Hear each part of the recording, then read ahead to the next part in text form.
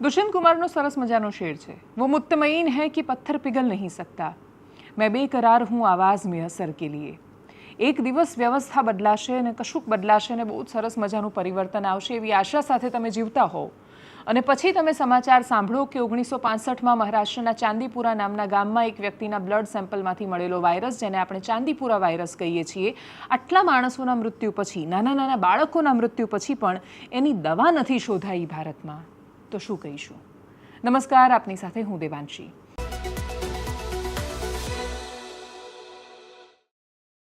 શરૂઆતમાં કરીશું ચાંદીપુરા વાયરસની વાત, કેમ કે એ હવે એટલી હદ સુધી અસર કરી ચૂક્યો છે કે 12 બાળકોના મૃત્યુ થયા છે। 3 બાળકોના તો કન્ફર્મ્ડ માત્ર ચાંદીપુરા વાયરસ પોઝિટિવ આવ્યો અને મૃત્યુ થયા છે, બાકીના શંકાસ્પદ કેસ છે। મોટે ભાગે આ વાયરસ જ્યાં થાય છે એનું ઉદ્ભવ સ્થાન અને એ જ્યાં ફેલાય છે, કદાચ એમાં આપણી પાસે એ જવાબ મળે છે કે એની રસી કેમ નથી શોધાઈ। વરસાદ આવે અને વરસાદમાં આખી મોસમ સરસ મજાની ઝૂમવા લાગે, વાતાવરણ ખુશનુમા થઈ જાય। આપણે એવી ચિંતા, અમે થોડા દિવસ પહેલાં ભજીયાની ચર્ચા કરતા હતા, પણ એ વખતે વસ્તીમાં રોગચાળો ફાટી નીકળે અને વસ્તીઓમાં ફાટતો રોગચાળો અને સાવ દોજખમાં જીવાતું જીવન એ એમને એટલી બધી બીમારીઓ આપીને જાય કે 1 વર્ષના, 2 વર્ષના અને 3 વર્ષના એવા બાળકોના મૃતદેહો જોવા મળે, એ પોતાની અંદર કેટલી પીડાદાયી વાત છે। 1965થી એ વાયરસ અસ્તિત્વમાં છે, પણ આપણી પાસે હજી એની વેક્સિન નથી। કોઈ પણ વેક્સિન શોધવી હોય, તમારે એના પર કામ કરવું હોય એટલે સંશોધનમાં મોટે ભાગે એવું જોવામાં આવે, પ્રાઇવેટ સેક્ટર સડે નહીં કેમ કે એનું માસ પ્રોડક્શન ન થાય, એટલી બધી એ ડિમાન્ડ નથી આવતી કે એનો ફાયદો થાય। સરકાર માટે રિસર્ચ એન્ડ ડેવલપમેન્ટ ને સંશોધનને એના આધાર પર ગરીબ વસ્તીમાં રહેતા બાળકોના સ્વાસ્થ્યની પ્રાથમિકતા, આ શબ્દો ખરેખર વાસ્તવિકતાથી બહુ દૂર લાગે છે। અને એટલે જ શું થઈ રહ્યું છે એ પહેલાં વાત કરીએ। ગાંધીનગર, સાબરકાંઠા, ખેડા, અરવલ્લી અને પંચમહાલ એનાથી પ્રભાવિત થયા છે। કુલ 12 બાળકોના મૃત્યુ થયા છે, એમાંથી 3 પોઝિટિવ કેસ છે, બાકીના 9 શંકાસ્પદ મૃત્યુના કેસ છે। 2 બાળકો, જે પોઝિટિવ બાળકો, ગાંધીનગર સિવિલમાં અત્યારે એમની સારવાર ચાલુ છે। 5 બીજા શંકાસ્પદ કેસ છે જે રાજ્યની અન્ય હોસ્પિટલમાં સારવાર હેઠળ છે। આરોગ્ય મંત્રીએ પણ 3 પોઝિટિવ રિપોર્ટવાળા બાળકોના મૃત્યુની પુષ્ટિ કરી છે। 3માંથી 2 મૃત્યુ પંચમહાલના ગોધરાની આજુબાજુ થયા છે। હિંમતનગર સિવિલ હોસ્પિટલમાં પણ મૂળ રાજસ્થાનના એક બાળકનું મૃત્યુ થયું છે। એક જેનું મૃત્યુ થયું, એક 2 વર્ષનું બાળક હતું, એ છોકરું છે એને વડોદરા લઈ જતા હતા, રસ્તામાં જ મૃત્યુ થયું। એકને અમદાવાદ રિફર કર્યો, ત્યાં લઈને આવતા હતા, હોસ્પિટલ પણ નથી પહોંચી શક્યા આ બાળકો। એ કેમ નથી પહોંચી શકતા? એ કેવી રીતે ફેલાય છે વાયરસ અને તમારે શું ધ્યાન રાખવું જોઈએ એના વિશે વાત કરવી બહુ જ મહત્ત્વની છે। કોરોનાની જેમ આ વાયરસ એક માણસથી હવામાં કોઈએ છીંક ખાધી અને બીજા માણસ સુધી પહોંચી ગયો ઉધરસથી કે પછી અડવાથી, સ્પર્શથી નથી ફેલાતો। આ એક વેક્ટર બોર્ન ડિસીઝ છે, એટલે કે જીવજંતુ દ્વારા ફેલાતો રોગ છે। સેન્ડ ફ્લાય, રેતીની માખી, એવું ઝીણા મચ્છર જેવી માખી આવે છે, એના કરડવાથી આ ફેલાય છે। ગ્રામ્ય વિસ્તારોમાં, કાચા માટીના મકાનમાં, દિવાલોની તિરાડમાં કે અંધારાવાળી જગ્યાએ ચોમાસામાં એનો ઉપદ્રવ વધી જતો હોય છે। આ સિવાય ઈતરડી, જે ગાય ભેંસમાં પણ જોવા મળે, એના કારણે પણ આ વાયરસ ફેલાઈ શકે છે। હવે ખાસ ધ્યાન એ રાખવાનું છે કે તમને એવા શું લક્ષણ દેખાય તો તમારે જાતે હોસ્પિટલ ફટાફટ પહોંચી જવાનું છે। તો અચાનક જ બાળકને ખૂબ તીવ્ર તાવ આવી જાય છે, સતત ઉલટીઓ થાય છે કે માથું દુખે છે, એને ખેંચ આવે છે, આંચકી આવે છે એવું તમને લાગી રહ્યું છે, કે બાળક અતિશય લેથાર્જિક છે, સુસ્તીમાં છે કે બેભાન થઈ જવાય એવું છે, તો તરત જ હોસ્પિટલ પહોંચવાનું છે। આ સ્થિતિમાં હોસ્પિટલ પહોંચવાનો બહુ સમય એટલે મળતો નથી, કેમ કે સંક્રમણ થાય ને સીધી જ એની મગજ પર અસર થાય છે, મગજનો તાવ આપણે જેને કહીએ એ થઈ જાય છે, અને એટલે બહુ લાંબો સમય મળતો નથી। એવા સમયમાં જ્યાં દવા પણ નથી, ત્યારે ધ્યાન એ રાખવાનું છે કે તમારે પોતે કાળજી રાખવી પડશે કે તમે એ મચ્છરથી, એ સેન્ડ ફ્લાયથી જ બાળકને દૂર રાખો। શું ધ્યાન રાખશો? તો ચોમાસા દરમિયાન બાળકને ઘરની બહાર રમવા માટે મોકલો ત્યારે આખી બાઈનો શર્ટ ને પેન્ટ પહેરાવીને મોકલો, જેથી એને માખી ન કરડી શકે। રાત્રે કે દિવસે બાળકને સોડાવતી વખતે મચ્છરદાનીનો ઉપયોગ કરો। ઘરની સફાઈ રાખો, કાદવ કીચડ ન થવા દો, કાચી દિવાલ કે તિરાડ હોય તો ત્યાં માટી અથવા સિમેન્ટ પૂરી દો, જેથી સેન્ડ ફ્લાય ત્યાં ઈંડા ન મૂકી શકે। આરોગ્ય વિભાગ દ્વારા ગામડામાં મેલાથિયોન નામનો પાવડર આવે છે, એનું ડસ્ટિંગ થતું હોય છે, એ થવા દો, એમાં સહકાર આપો। અને સૌથી મોટી વાત, એને તાવ આવે તો જાતે મટી જશે અથવા દવા પીવડાવી દઈએ કે પેરાસિટામોલની આ શીશી આપીને આપણે એને સરસ તાજું થઈ જશે, એવા કોઈ ભ્રમમાં ન રહો। સીધા જ નજીકની જે સરકારી દવાખાનું હોય અથવા હોસ્પિટલ હોય, જેટલું જલ્દી જે તમે જ્યાં પહોંચી શકતા હોય ત્યાં પહોંચો। આ સ્થિતિ છે જાતે દવા લેવાનું ટાળવું એ બહુ જ મહત્ત્વની વાત છે, કેમ કે આ પ્રકારની સ્થિતિ થાય ત્યારે ઘણીવાર નથી બહુ જ બધી વાતો પર આપણે કંટ્રોલ રાખી શકતા. બાળકોની હાલત તરત ખરાબ થઈ જતી હોય છે. ડૉક્ટરે આ વિષયને વિસ્તારથી સમજાવ્યો છે. હિંમતનગરના ડૉક્ટર છે, એના વિશે એનો વિડીયો તમે જોઈ પણ ચૂક્યા હશો. ફરી એકવાર એમને સાંભળો કે શું ધ્યાન રાખવાનું છે, કયા લક્ષણો છે એને ધ્યાનમાં રાખવાના છે અને કેવી રીતે બાળકોને બચાવવાના છે, કેમ કે જ્યારે આ બીમારી એકવાર થઈ જાય એના પછી બાળકોને એનાથી બચાવવા બહુ મુશ્કેલ થઈ જાય છે. બાળક છે એને વરસાદમાં નાહવું ખૂબ ગમે, એને માટીમાં જવું એ ગમે, અને આ જે વિસ્તારોમાં સૌથી વધારે ફેલાયો છે ત્યાં તો મા બાપના સીધા નિયંત્રણ હેઠળ મોટે ભાગે બાળકો નથી હોતા. આખો દિવસ કામ કરતા મા બાપો, આ તો શહેરમાં વર્કિંગ પેરેન્ટ્સને એના વગર બાળકો કેવી રીતે મોટા થાય એ ચર્ચાની વાતોનો વિષય કે વિવાદો બને છે. પેરેન્ટિંગ જેવા બહુ મોટા મોટા વિષયો પર સરસ મજાના ભાષણો થાય છે ને થવા જરૂરી છે, કેમ કે સંસ્કાર નામનો શબ્દ ગાયબ થઈ ગયો છે. પણ ગામડામાં જે રીતે બાળકોનો ઉછેર થાય છે, બાળકો સાવ ખુલ્લામાં ગાય ભેંસોની વચ્ચે જ ઉછરી જતા હોય છે. કેવી રીતે ઉછરે કે ઉછરી ગયા ખબર નહીં. મા બાપ સતત કામમાં હોય છે, બહુ જ નાનું હોય બાળક ત્યારથી કામમાં રહેતા હોય છે, અને એટલે જ આ સ્થિતિમાં બાળકોની દેખભાળ બહુ જરૂરી છે. એટલે જો એને તાવ આવે છે તો તમે ગફલતમાં ન રહેતા કે હા એ તો એને આવ્યા કરે છે. આ સિઝન સારી નથી, બહુ રોગ ફેલાઈ રહ્યો છે. ધ્યાન રાખવું એ આપણા હાથની વાત છે. ઘરમાં બાળક છે તો ખાસ ધ્યાન રાખજો. ડૉક્ટર જે કહી રહ્યા છે બધાને મોકલી દેજો કે શું કહેવા માગે છે. સાંભળો ડૉક્ટરને. સુધીમાં 26 તારીખે લઈને અત્યાર સુધીમાં સિવિલ હોસ્પિટલ હિંમતનગર ખાતે ચાંદીપુરા વાયરસ સસ્પેક્ટેડની અંદર 7 દર્દીઓ નોંધાયા હતા. એમાં અત્યારે હાલ એક સારવાર હેઠળ બાળકી છે. બાકીના 6 દર્દીઓ એવી રીતના છે કે એક પોઝિટિવ આવ્યું હતું જેનું મૃત્યુ થયું છે, અને એક પેશન્ટ અહીંયાથી ડૉક્ટરની સલાહ વિરુદ્ધ ઘરે ગયું હતું. એનું અમને THO દ્વારા જાણવા મળ્યું કે એનું પણ ઘરે મૃત્યુ થયું છે. એટલે કુલ મૃત્યુઆંક 5 થયો છે, અને એક બાળક અહીંયાથી સારું થઈને ઘરે ગયું છે, અને એક બાળક સારવાર હેઠળ છે. અને જે રિપોર્ટ છે એ જે પોઝિટિવવાળો એક્સપાયર થઈ ગયો એનો એક જ પોઝિટિવ હતો, બાકી બધા દર્દીઓના રિપોર્ટ નેગેટિવ આવેલા છે. લક્ષણોની અંદર બાળકને એકદમ વધારે તાવ આવતો હોય છે, વોમિટિંગ કન્ટિન્યુઅસલી ચાલુ થઈ જાય છે, એ સાથે ખેંચ આવે છે, અને એકદમ રેપિડલી પ્રોગ્રેસિવ ડિસીઝ છે. એટલે બાળકને લગભગ 6 થી 12 કલાકની અંદર બી કોમામાં સરી જવાની શક્યતા હોય છે. એટલે આ જે રોગ છે એની કેસ ફિટાલિટી એટલે કે મોર્ટાલિટી આપણે કહીએ કે મૃત્યુ થવાનું જે ચાન્સ હોય છે એ પણ ઘણો વધારે છે. લગભગ 50 થી 70% ચાન્સ આ રોગ એવો છે કે જેની અંદર મૃત્યુ થવાનો ચાન્સ હોય છે. નારાયણ સ્વામી બહુ સરસ રીતે ગાયું છે ને, હે જગજનની હે જગદંબા આદિ ભવાની તું શરણે લેજે. એમાં સરસ મજાની એક લાઈન પણ આવે છે કે શાંતિ દુર્લભ માં તારા શરણમાં, માત ભવાની તું શરણે લેજે. જે મંદિરમાં પહોંચતાની સાથે જ, એટલે અંબાજી માતાના મંદિરમાં પહોંચો, એના પ્રાંગણમાં પણ પહોંચો ને એવું લાગે કે માના ખોળામાં આવી ગયા છીએ એવી શાંતિ તમને લાગે. જે આખી સૃષ્ટિની શાંતિ તમને આપવા માટે સક્ષમ છે. તમે ગમે તેટલા પીડામાં હોવ, ઉકળાટમાં હોવ, પણ તમે માના શરણે જાઓ એટલે તમને અદ્ભુત રાહત થાય, સકારાત્મકતા લાગે, એવું લાગે કે જીવનના બધા દુઃખ જતા રહેવાના છે. અહીંયા તમે રડી શકો છો માના ખોળામાં, જ્યાં જઈને મન હળવું થઈ શકે. એ મંદિરમાં ખૂબ શ્રદ્ધાથી તમે અંબાજી જતા માણસોને જોજો. મોટે ભાગે માતાજીમાં શ્રદ્ધાથી ત્યાં ચાલીને જતા કે પોતાની શ્રદ્ધા વ્યક્ત કરતા માણસો બહુ કરોડપતિ નથી હોતા, બહુ ઓછા હોય છે. બાકી બહુ જેની પાસે કશું જ નથી ને એ અંબાજી તો ચાલીને જાય છે. એટલી શ્રદ્ધા રાખતા માઈ ભક્તો છે. એ માણસો છે ને આજે 5 રૂપિયા નાખે છે દાનપેટીમાં, 1 રૂપિયાનો સિક્કો એમની પાસે હોય છે ને દાનપેટીમાં નાખે છે. એ બાળક એ બહુ શ્રદ્ધાથી, એ માનું કુમકુમ એના કપાળ પર જાય એટલે એને એવું લાગે છે કે બધું એના દુઃખ દૂર થઈ જવાના છે. આ દેશ શ્રદ્ધા અને આશા પર ટકેલો છે. શ્રદ્ધા છે એટલે દેશ ટકેલો છે કે માણસને આશા છે કાલ સવાર થવાની, કે હા આજનો દિવસ જતો રહ્યો છે, આજનો દિવસ માએ કાઢી આપ્યો, કાલનો એ કાઢી દેશે. જેની પાસે કાલ માટે અન્નનો દાણો એ નથી હોતો એની એ માતાજીમાં શ્રદ્ધા હોય છે કે આજનું પેટ ભર્યું છે તો એ કાલનું એ ભરી દેશે. એવા માણસોએ જ્યાં 1 રૂપિયો દાન આપ્યું ને ત્યાં પૈસા ગણતી વખતે માણસના મનમાં એની વૃત્તિ કેટલી હદ સુધી સમય બદલાયો છે કે ત્યાંય એની વૃત્તિ ખરાબ થાય છે ને ત્યાંથી એ પૈસા ચોરી કરે છે. અમે જ્યારે રામ મંદિરની ચોરીની વાત કરી રહ્યા હતા ત્યારે એમાંથી એક આરોપીનું નામ લવકુશ મિશ્ર હતું. એટલે કોઈ દર્શકે નીચે બહુ સરસ કમેન્ટ કરી હતી કે લવકુશને લાગ્યું હશે કે હા તો મારા બાપનું જ છે ને, લઈ શકાય, કેમ કે નામ લવકુશ છે ને મંદિર રામનું છે, એટલે એવું લાગ્યું હોય કે હા પપ્પાનું જ છે ને આપણે લઈ લઈએ. પણ આ બધી જ વાતોને આપણે મજાકની જેમ જોઈએ તો વિષય અલગ છે. હકીકત એ છે કે માણસને ખરેખર એ ભેદ નથી રહ્યો કે એણે ક્યાંક તો છોડી દેવી પડે એની વૃત્તિને. કોઈ એક જગ્યા તો એવી હોય ને કે જ્યાં માણસ એકદમ શુદ્ધ મનથી, શુદ્ધ હૃદયથી બેસે. કેમ કે એ ગણતી વખતે તમને એ પણ તો યાદ હોવું જોઈએ કે કોણે આપ્યું છે ને કોને આપ્યું છે.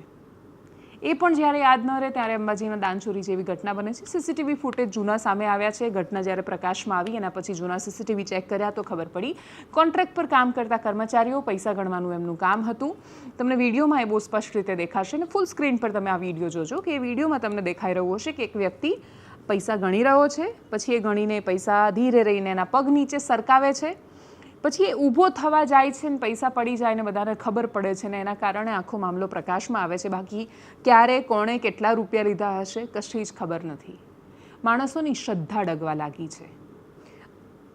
અમરનાથમાં શિવલિંગ પીગળી જાય ને આખું બરફનું શિવલિંગ આ વખતે આખું પીગળી ગયું છે અને લોકો ગુફાના દર્શન કરીને પાછા આવી રહ્યા છે. અને બહુ જ બધા લોકો એવું કહે છે કે આ તો અપશુકન થઈ રહ્યું છે. આ બધાથી મોટી અને દુર્ભાગ્યપૂર્ણ ઘટનાઓ એ છે કે માણસની શ્રદ્ધા ખંડિત થઈ રહી છે. એ ન થવી જોઈએ.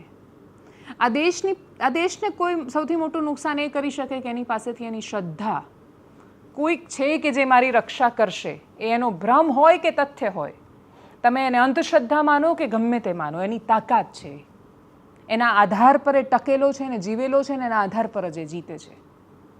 એની પાસેથી તમે એ ન લઈ શકો. દુર્ભાગ્ય એ છે કે લોકોની શ્રદ્ધા ખંડિત કરવાના કાવતરા થઈ રહ્યા છે.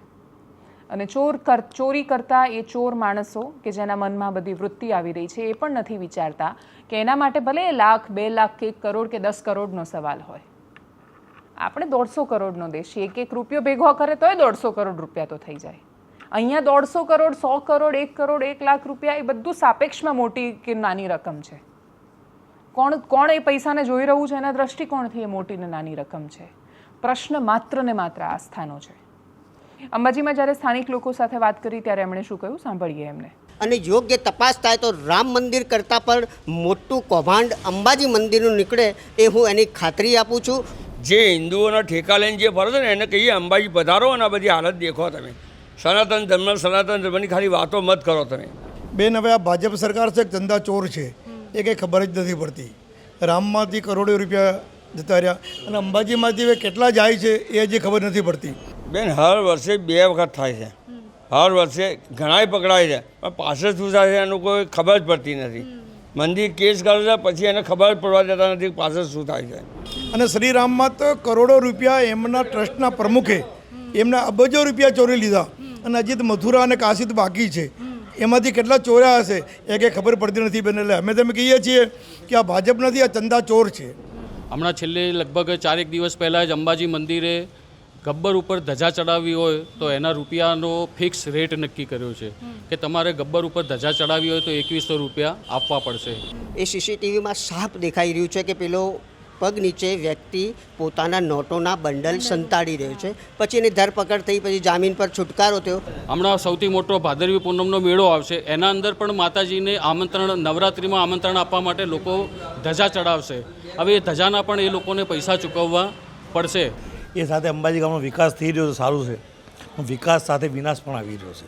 સારું, કેમ કે આ દાનમાં આવતા રકમ છે ને દાનમાં આવતી રકમ એ પબ્લિક ડોક્યુમેન્ટ કહેવાય, જાહેર પબ્લિકનો એના ઉપર હક હોય. પણ અહીંયા તો ઘણીવાર આરટીઆઈ કરવાથી એ માહિતી મળતી નથી. અપીલમાં જવાય છે, અપીલમાં એ જ વહીવટદાર અપીલ અધિકારી તરીકે હોય છે એટલે એ પણ અરજી વહીવટે ટલ્લે ચડાવે છે. અને હવે વાત છેલ્લે આ શ્રદ્ધા અને અંધશ્રદ્ધા પરથી વિજ્ઞાન જાથા અને અંબાલાલ પટેલના ઝઘડાની.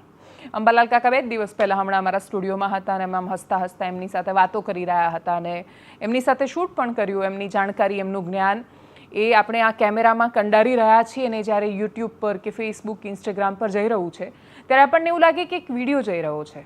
પણ આપણે એ નથી સમજતા કે આપણા વડીલોનું જ્ઞાન પણ જળવાઈ રહ્યું છે. આ ચહેરાઓ આજથી 25 વર્ષ પછી નહીં દેખાય. 25 વર્ષ પછી એમના જેવી વાતો કહેવાવાળા લોકો નહીં રહે. 25 વર્ષ પછી કોઈ એવું નહીં કહે કે ભડલી વાક્યો આવા હતા અને મારા બાપ દાદા જ્યારે હળ જોડતા ત્યારે આવું જોઈને હળ જોડતા ને આગાહી કરતા કે વરસાદ આવશે. આપણે બધાએ સ્વીકારવું પડે કે જ્યારે ઇન્ડિયન મેટેરિયોલોજીકલ ડિપાર્ટમેન્ટ નહોતો, જ્યારે માણસે સેટેલાઇટ અવકાશમાં નહોતો મોકલ્યો, ત્યારે માણસો ખેતી કરતા હતા. કૃષિ પ્રધાન આ દેશ હતો, એની સંસ્કૃતિમાં કૃષિ હતી. કૃષિ ક્રાંતિ બહુ જ વર્ષો પહેલાં થઈ. એટલે 1200 વર્ષ પહેલાં જ્યારે કૃષિ ક્રાંતિ થઈ ત્યારે વિજ્ઞાનની આટલી ક્રાંતિ નહોતી થઈ ને ટેકનોલોજીની તો આટલી ક્રાંતિ થઈ જ નહોતી ને સોશિયલ મીડિયા તો હજી હમણાં આવ્યું છે. જે સોશિયલ મીડિયાના આધાર પર અને જે વિજ્ઞાનની ઢાલ અને આડ બનાવીને આપણે જૂના માણસોના જ્ઞાનને તમે હાવ જૂના થઈ ગયા અને તમે તો આવા થઈ ગયા એમ કરીને એમને જ્યારે પડકારીએ છીએ ને ત્યારે આપણે આપણા પૂર્વજની બુદ્ધિ ક્ષમતા પર સવાલ કરી રહ્યા છીએ. આજનો માણસ બહુ જ હોશિયાર છે, પણ આપણે એ સમજવું પડે કે એની પાસે કોઈ જ નકશા નહોતા ને કોઈ જ જ્ઞાન નહોતું ને તોય એ દરિયો પાર કરીને ગયો હતો. એ માણસ જ હતો અને એ માણસનું સાહસ જ હતું અને એની એ વિચક્ષણ બુદ્ધિ હતી, એની પ્રશ્ન કરવાની ટેવ હતી. એ દરેક વાતમાં પ્રશ્ન કરીને કશુંક નવું જાણી લાવતો હતો. વિજ્ઞાન ટેકનોલોજી બધું જ અદ્ભુત છે અને માણસનું જીવન સરળ જ કરી રહ્યું છે.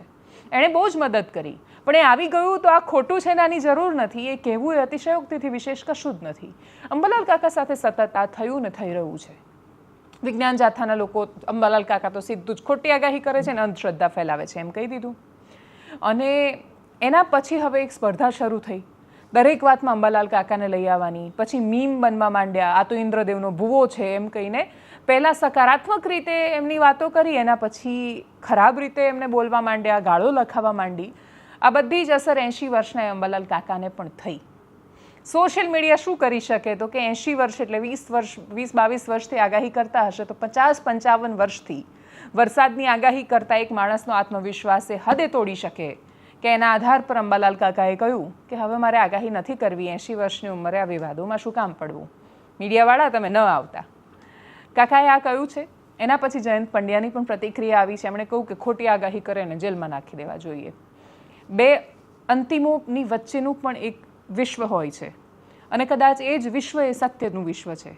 બે અંતિમો પર ઊભા રહીને તમને ક્યારે ખબર પડવાની છે અને એટલે જ વચ્ચેનો માર્ગ જ્યાં સુધી વચ્ચેના માર્ગથી જો ભારતને નહીં જોવામાં આવે તો મને એવું નથી લાગતું કે તમે છેક અંતિમ પર બેસીને માત્ર તર્ક એવું કહીને તમે કોઈ પણ વાતને બસ આમ ખાલી ઉતારી પાડવાના જ દ્રષ્ટિકોણથી જોશો અથવા તમારી સમજ જેમાં નથી એ બધું જ ખોટું અને બધું જ અસત્ય અને બધી જ અંધશ્રદ્ધા એ ચશ્માએ જોવા જશો તો તમને ભારત ક્યારેય નહીં સમજાય. અને એટલે જ કદાચ જયંત પંડ્યા ખૂબ જ્ઞાની છે, એમણે બહુ સારા કામ કર્યા છે, અંધશ્રદ્ધાની સામે બહુ લડે છે, પણ એ ભારતને નથી સમજતા. એ સમજતા હોત તો કદાચ આ વાક્યો ન બોલતા હોત. અંબાલાલ કાકાને સાંભળીએ, જયંત પંડ્યાને સાંભળીએ. પરેશ ગોસ્વામી હવામાન આગાહીકાર છે, એ પણ સમર્થનમાં આવ્યા છે કાકાના, એમને પણ સાંભળીએ. જાથાના કેટલાક નિવેદનો હજુ પણ આવે છે અને આ નિવેદનો લગભગ ઘણી વખત પરંપરાગત જ્ઞાનના કુઠારાઘાત છે, આપણા ઋષિમુનિયાના જ્ઞાનના કુઠારાઘાત છે અને આ નિવેદનો જે છે એ યંત્રો નથી અત્યારે હાલ યંત્રોની જરૂર પણ નથી.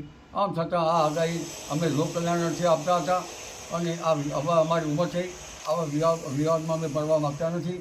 હવે અમે આગાહી આપવા માગતા નથી.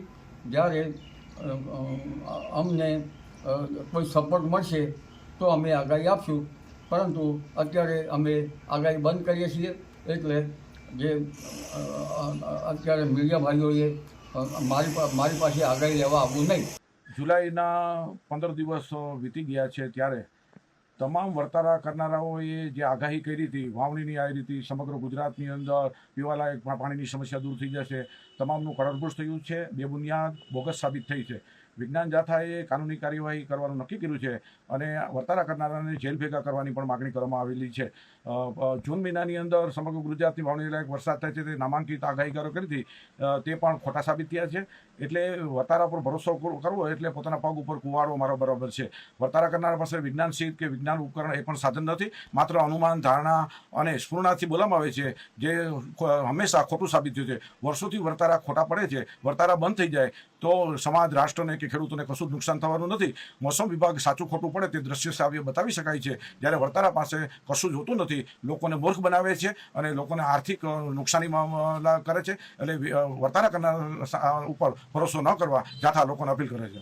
બીજું વાત કે આજે વિજ્ઞાન જાથાએ એક એવી વાત કરી છે કે આગાહીકારોના કારણે ખેડૂતોને નુકસાન થયું છે. અરે આગાહીકારોના કારણે નુકસાન થયું છે એવું તમે આજે કહો છો તો વિજ્ઞાન જાથાને હું સવાલ કરું છું, વારંવાર અતિવૃષ્ટિ થાય, અનાવૃષ્ટિ થાય, વાવાઝોડા આવે, ખેડૂતોને ઘણું બધું નુકસાન થાય, ત્યારે સરકારની સામે અવાજ ઉઠાવવાનો હોય ત્યારે તમારું મોઢું કેમ સિરાઈ જાય છે? આજે ઘણા સમયથી આપણે જોઈ રહ્યા છીએ કે વર્તમાનમાં ખેડૂતોને એક પ્રશ્ન ચાલી રહ્યો છે, એ દ્વારકા જિલ્લો હોય અથવા તો જે કચ્છનું વાંઢિયા હોય, સુરેન્દ્રનગરનું કોંઢ હોય કે મોરબીનું જેતપર હોય, આમાં જે ખેડૂતોના ખેતરમાં થાંભલા નાખવામાં આવી રહ્યા છે ને એમાં ખેડૂત વિરોધ કરી રહ્યા છે, ત્યારે વિજ્ઞાન જાથાનું મોઢું કેમ સિવાય જાય છે? ત્યાં તમને ખેડૂતોનું નુકસાન નથી દેખાતું, આગાહીકારોમાં તમને નુકસાન દેખાણું. એટલે આ કહી શકાય કે ખેડૂતોને વધુ એક બરબાદ કરવા માટેનું એક મોટું ષડયંત્ર છે અને આ ષડયંત્રનો ભાગ છે, આ ષડયંત્રનો હિસ્સો છે વિજ્ઞાન જાથા થઈ રહ્યું છે. કઈ રીતે આ ગુજરાત રાજ્યમાંથી ખેડૂતોને નુકસાન પહોંચાડી શકાય, ખેડૂતોને જે મળતી સુવિધાઓ છે બંધ કરી અને ખેતીને ભાંગી જાય, તો આ ખેતી જો ભાંગી જાય એ પછી ઉદ્યોગપતિને કેવી રીતે આ ખેતી છે આસાનીથી આપી શકાય, એટલા માટે થઈને ખેડૂતોને બરબાદ કરવા માટે થઈને આ એક ષડયંત્ર ચાલી રહ્યું છે અને આની અંદર વિજ્ઞાન જાથા છે ક્યાંય ને ક્યાંય મોટો રોલ ભજવી રહ્યું છે, આવું મને લાગી રહ્યું છે. એટલે જો વિજ્ઞાન જાથા આ રીતનું કૃત્ય બંધ નહીં કરે તો ગુજરાતના 56 લાખ ખેડૂત ખાતેદારોને હું સાથે રાખી અને વિજ્ઞાન જાથા અને વિજ્ઞાન જાથાના ચેરમેન જયંતભાઈ પંડ્યા વિરુદ્ધ આંદોલન કરીશ અને એમની વિરુદ્ધ પણ ફરિયાદ હું લખાવીશ કે અમારા ગુજરાતના ખેડૂતોને બરબાદ કરી અને અમારા ગુજરાતોની ખેડૂતોની જે જમીન છે આ જમીન તમે કોઈ ઉદ્યોગપતિને અપાવવા માંગો છો અને આ જમીન ઉદ્યોગપતિને અપાવવા માટેથી તમે કોઈને કોઈ ઉદ્યોગપતિ પાસેથી સોપારી લીધી હોય એવું વ્યક્તિગત મને લાગી રહ્યું છે. એટલે આની પણ એક નિષ્પક્ષ તપાસ થવી જોઈએ. એનાલિસિસમાં અત્યારે બસ આટલું. જો આપ અમને યુટ્યુબ પર જોઈ રહ્યા છો તો સબસ્ક્રાઇબ કરો, ફેસબુક પર જોઈ રહ્યા છો તો ફોલો કરો, વિડીયોને શેર કરો. નમસ્કાર.